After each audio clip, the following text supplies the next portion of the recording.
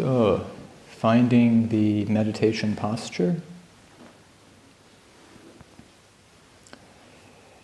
We are looking to take a sitting posture that we can stay in comfortably for about 45 minutes.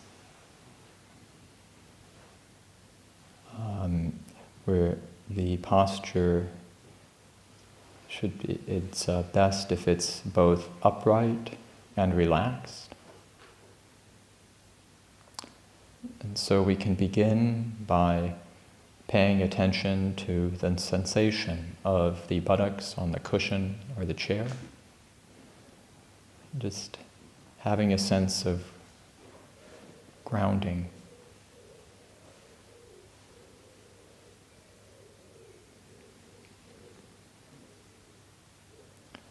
This is the firm base that our posture rests on.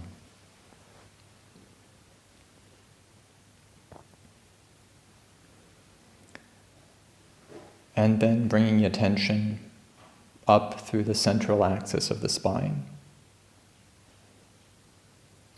allowing the spine to extend to its natural upright length.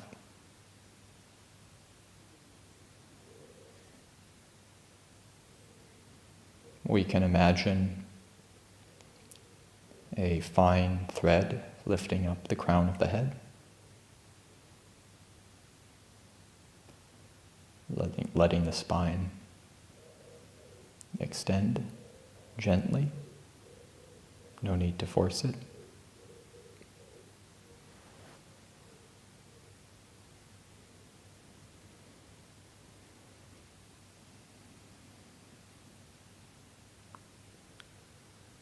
And once we have established this central axis, we can allow the rest of the body to relax around it.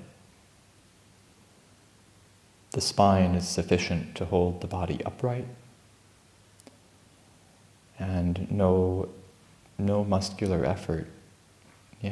We don't need to use other muscles. We can let them all settle and relax.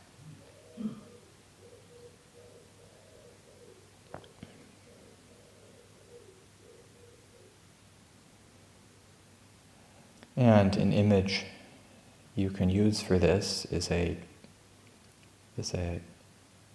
pillar, solid and stable, which is the axis of the spine, but letting the rest of the body drape down, or as if it's a fine cloth draped over this pillar. So both firm and yet at the same time flowing and supple.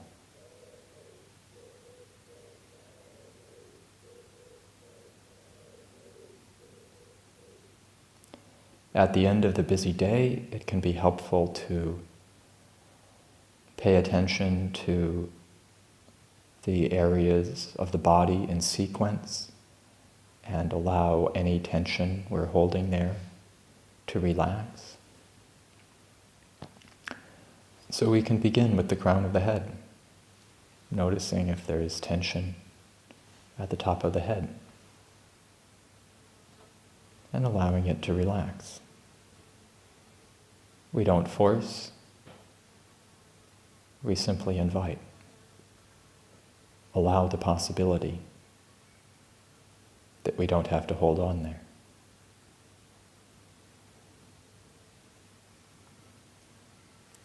Sweeping attention down through the forehead, the eyes, the face, the jaw.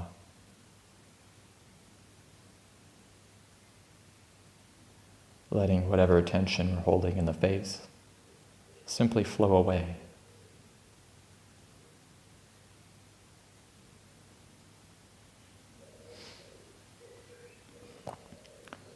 Then proceeding to the back of the head and down to the neck.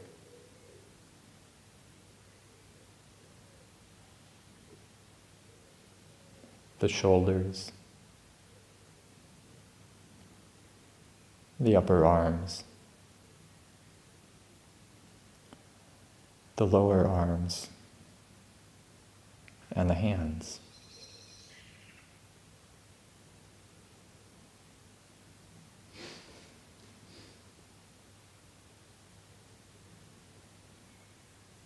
If we've been doing a lot and thinking a lot today, the hands are often tense. So, recognizing that and allowing the possibility for that tension to flow away.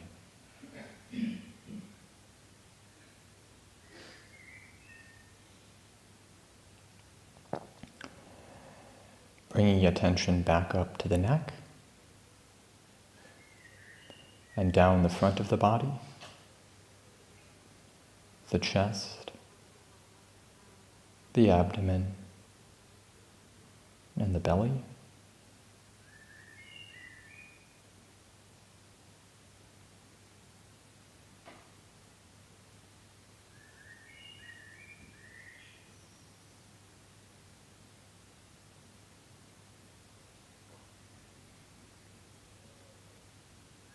Becoming aware of any tension in those areas and allowing it to release.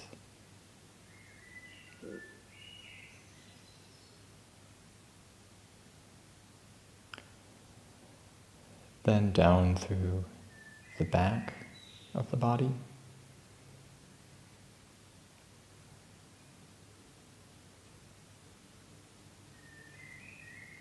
the buttocks, the hips, the upper legs, knees, lower legs, and feet.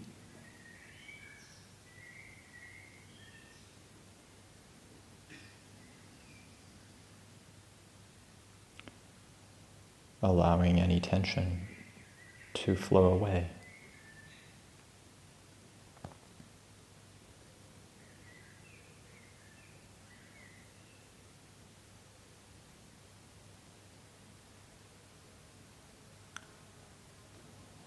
And we can now bring attention to the experience of the whole body, allowing tension to relax. In particular, paying attention to the effect of the out-breath on the body-mind system.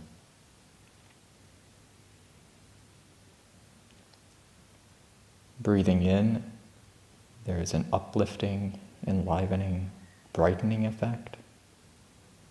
And breathing out, settling, soothing, relaxing, calming.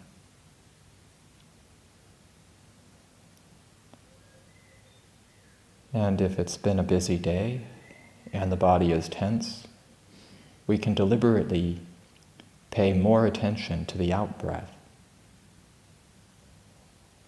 which will naturally relax the body.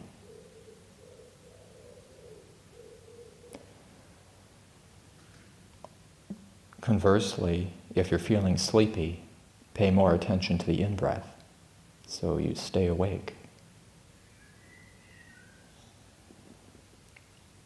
So we can practice like this for about 4 minutes, being aware of the in-breath, and then particularly the effect of the out-breath on the body-mind system.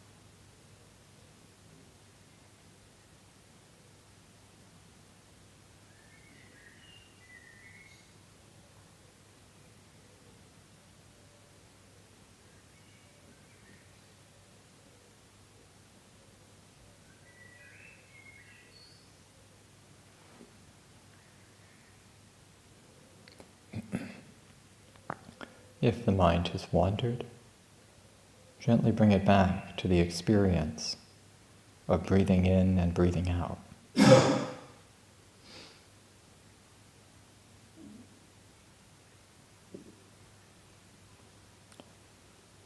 Sometimes the experience of breathing in and out in the whole body can be too diffuse to begin with.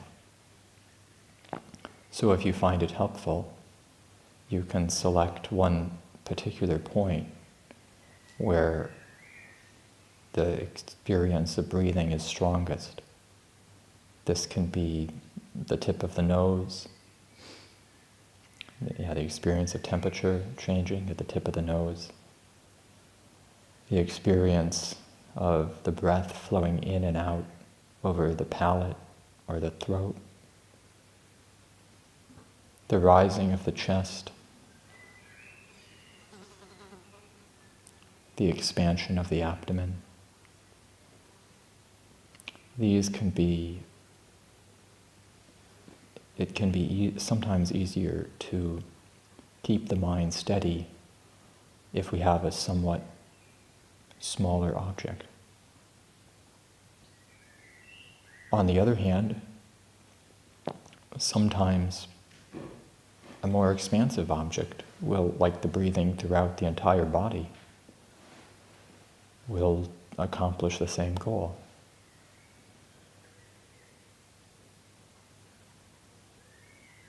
And they're not exclusive.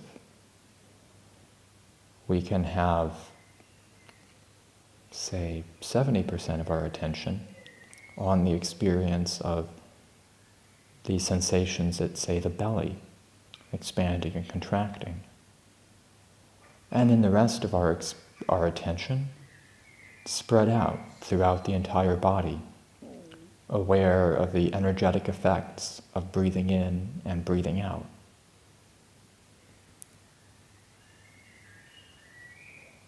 And as I understand it, there's no right answer here. One is not better than the other.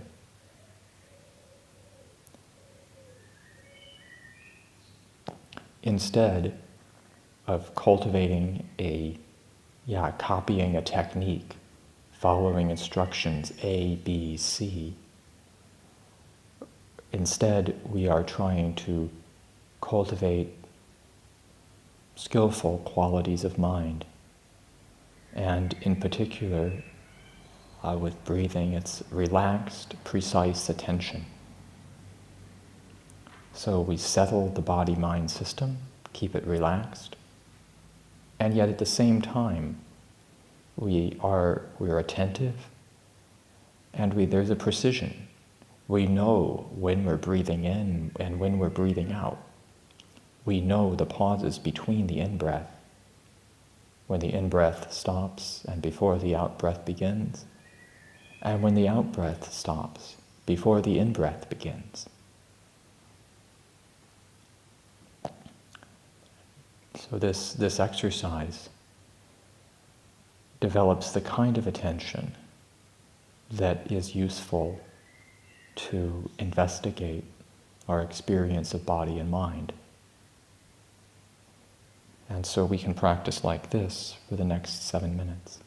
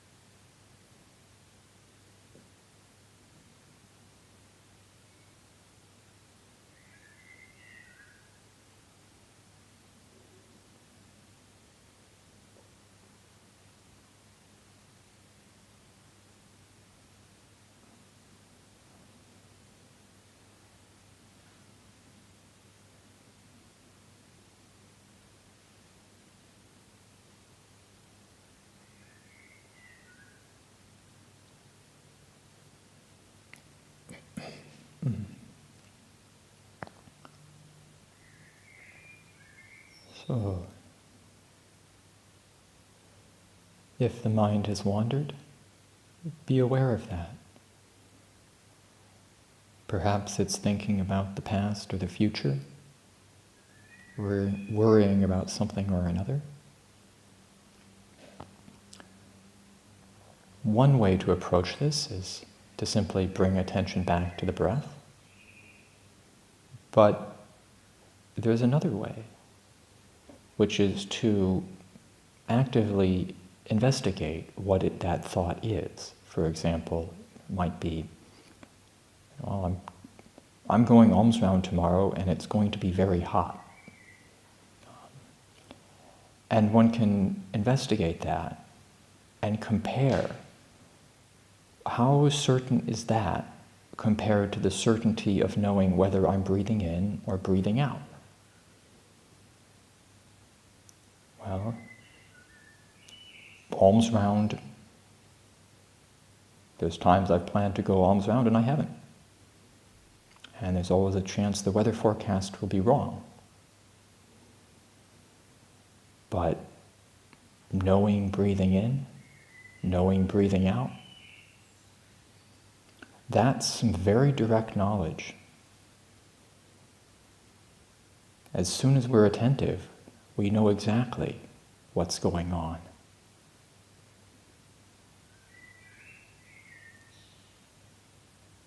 And the mind intrinsically likes things that are stable and certain. And so if we compare our thoughts and our worries to this direct experience of breathing, we can recognize, oh, they're inferior. Breathing is more stable. This present moment experience right now, there's a refuge here that is not present in those thoughts about the past or those ideas about the future. Because we also rehash the past.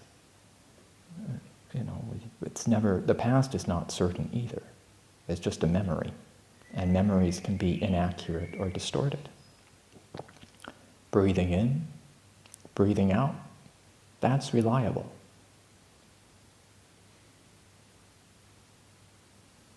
So, it may take some time to adjust to this, but if you practice this way consistently, you can develop a quality called nibbida, disenchantment. The sense that one recognizes the drawbacks of conceptual thought. One recognizes that all plans are uncertain, all ideas about the past are uncertain, potentially biased. All thoughts about myself and other people, again, not certain. And you can see that uncertainty they're intrinsically stressful. You pick them up, and as soon as you pick it up, no, maybe it's wrong. And you watch the heart, and it gets stirred up, agitated. Go to the breath, knowing the breath coming in, knowing the breath going out. How certain is that? You know. You don't need anybody else to tell you. You don't need to think about it. It's just right there. That direct knowing. And so,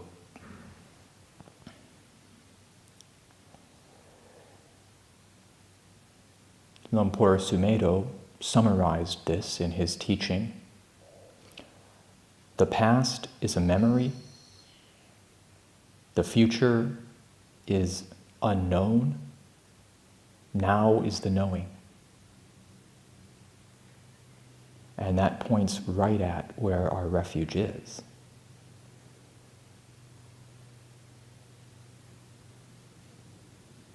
And even these concepts are not, you think about this too much and the mind gets agitated.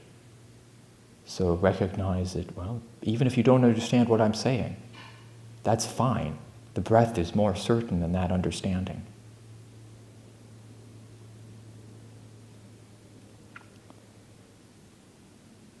So we can pay attention to the breath in whatever way is most helpful for the next 5 minutes.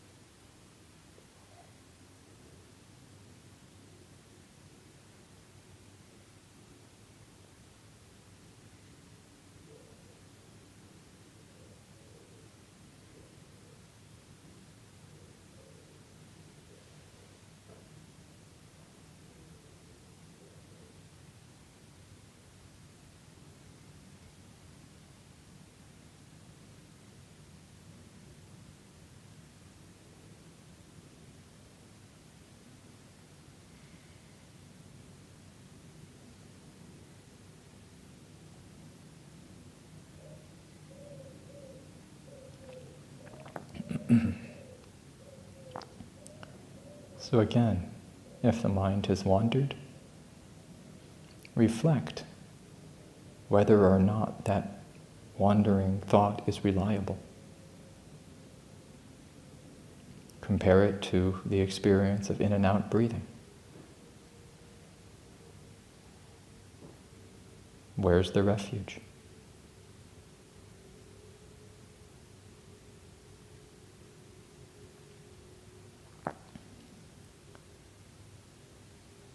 And as we practice with this, we can become more sensitive to the stress that arises when we pick up and cling to thoughts about ourselves, thoughts about other people, thoughts about the world in general. If we pick up a thought and cling to it, there's immediate stress in the body-mind system. On the other hand, if the thought simply arises and we let it flow through, maybe it's useful, maybe it's not, that stress is not there.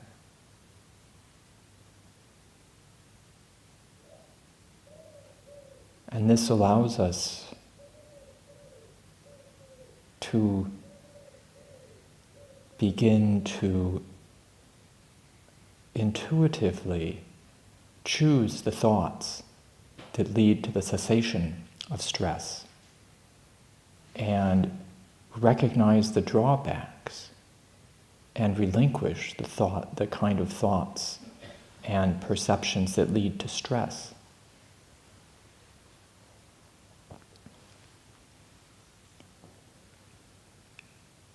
This sense of being aware of this stress and ease in the body, what causes stress, and where that stress ceases. Yeah, it's an aspect of the combined body-mind system. And my understanding is that this can become more and more automatic.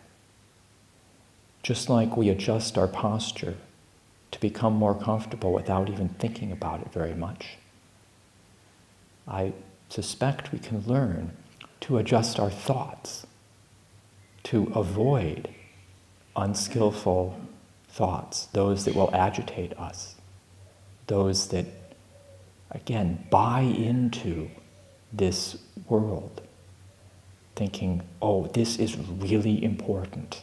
Wow, you can just, say something like that and I can feel the tension immediately. And yet you can think the very same thought with the different attitude and there's no stress. So this skill takes quite a while to develop, but it's worth it. This is applying the Four Noble Truths right now to the present moment. Yeah, is there stress? Tension? What's its cause? And when stress drops away, what happened to cause that?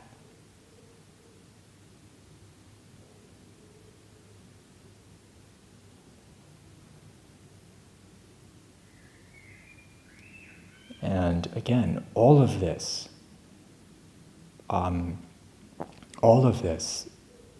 is accompanied by the present moment experience of breathing in and breathing out. Thinking about these concepts, investigating the experience. Yeah, one is still aware. Now I'm breathing in, now I'm breathing out. And you can even drop the I, just breathing in, breathing out. Seems more accurate. Postulating somebody who's breathing is kind of extraneous.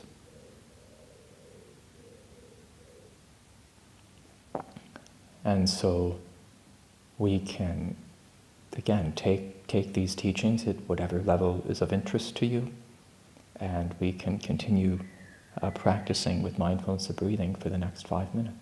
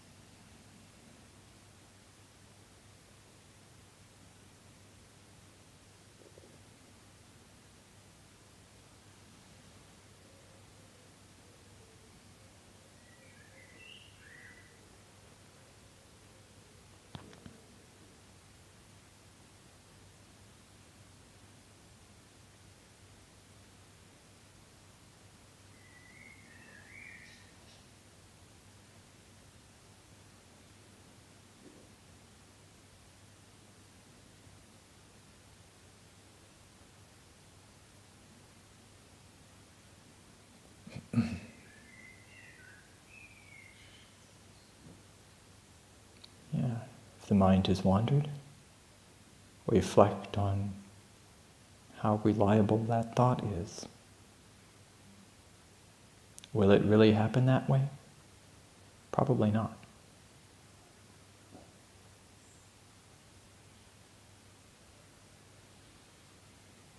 And then be aware, knowing the in-breath, knowing the out-breath, that's certain.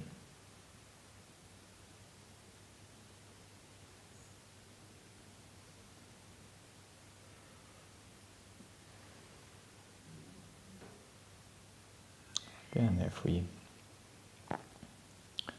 pay attention, we can see that the mind, when it fabricates perceptions and thoughts about self or world, those are fabricated. It has to move in order to do that. And that movement is agitating. And it's not that we say there isn't a self and isn't a world, or that there is one. But taking a stand either way, the mind has to move and it's stressful.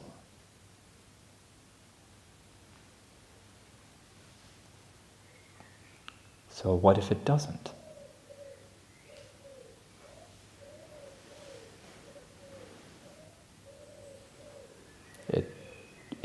If the mind is solid and comfortable in mindfulness of breathing, it's happy enough that it might not need to do those things.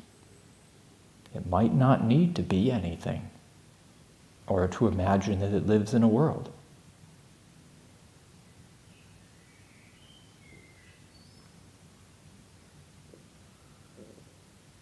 In-breath, out-breath, that's enough.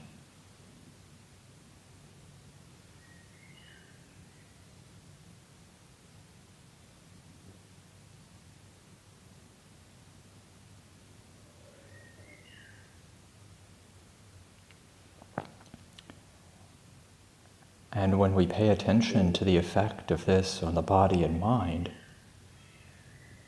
well, I find it profoundly relaxing.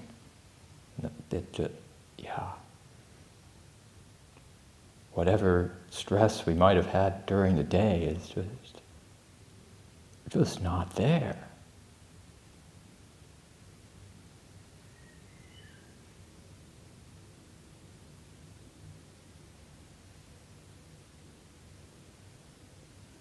And it encourages us not to, tomorrow it encourages us maybe not to pick up the world so solidly. Yes, we have to deal with it, but could it really be fulfilling? Could it really give the same, will you ever find the same kind of certainty out there as you can knowing whether you're breathing in or breathing out? These are questions for investigation. You can decide for yourself.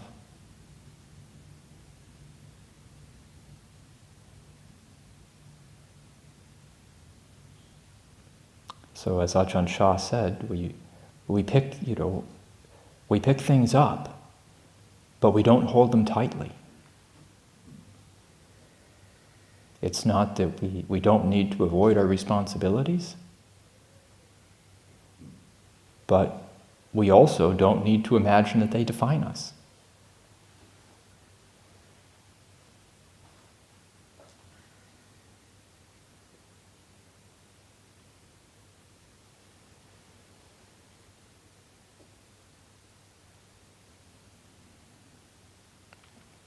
So as we bring the meditation to a close, we can just return to the direct experience of in and out breathing for 2 more minutes.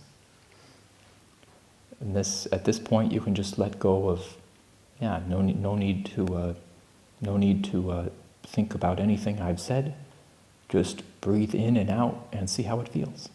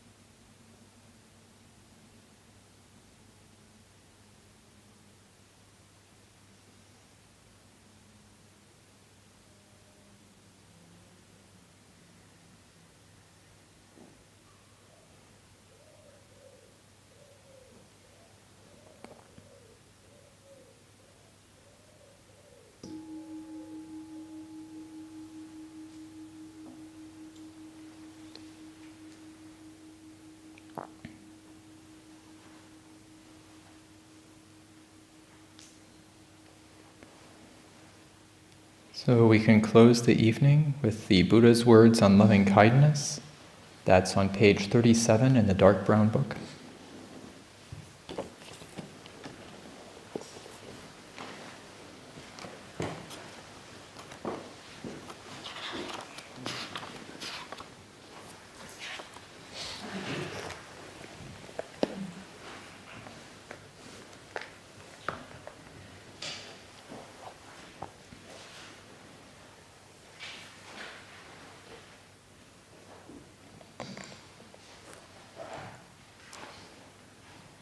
This is what should be done by one who is skilled in goodness and who knows the path of peace. Let them be able and upright, straightforward and gentle in speech, humble and not conceited, contented and easily satisfied, unburdened with duties, and frugal in their ways, peaceful and calm and wise and skillful, not proud and demanding in nature. Let them not do the slightest thing that the wise would later reprove, wishing in gladness and in safety. May all beings be at ease. Whatever living beings there may be, whether they are weak or strong, omitting none, the great or the mighty, medium, short or small, the seen and the unseen, those living near and far away, those born and to be born, may all beings be at ease. Let none deceive another, or despise any being in any state. Let none through anger or ill will wish harm upon another, even as a mother protects with her life her child, her only child. So with a boundless heart should one cherish all living beings, radiating kindness, over the entire world, spreading upwards to the skies and downwards to the depths, outwards and unbounded, freed from hatred and ill will, whether standing or walking, seated or lying down, free from drowsiness. One should sustain this recollection. This is said to be the sublime abiding. By not holding to fixed views, the pure-hearted one, having clarity of vision, being freed from all sense desires, is not born again into this world.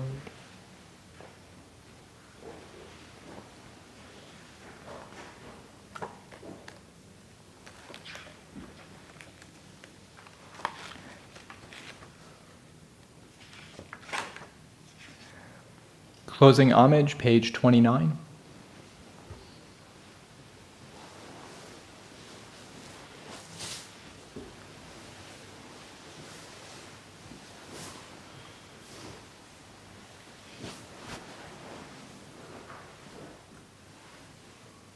The Lord, the perfectly enlightened and blessed one, I render homage to the Buddha, the Blessed One.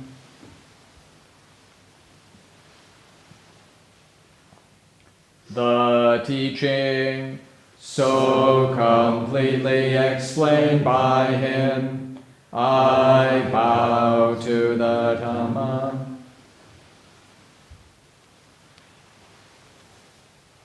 The Blessed One's disciples, who have practiced well, I bow to the Sangha.